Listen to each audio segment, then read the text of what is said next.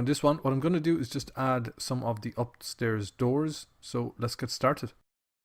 So just before I move on, I just want to point out that I'm going to leave these modifiers and I'm not going to apply them for the moment, at least, because if we need to make any changes to the height of this wall, we can do it quickly using these balcony cutters rather than having to add back some geometry. Okay, so I'm going to leave them for the moment.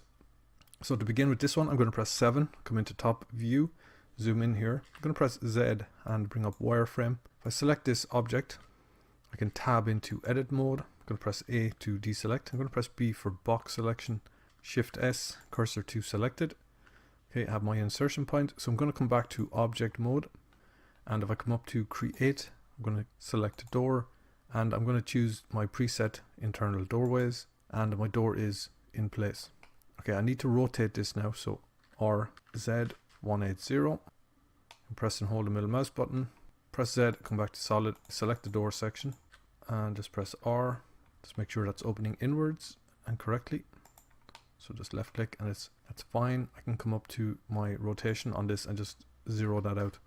Okay, so that's going to be the process for these doors. I'm going to go ahead and just add in the remaining. Okay, so once the doors are in, I think that's going to do it for this one.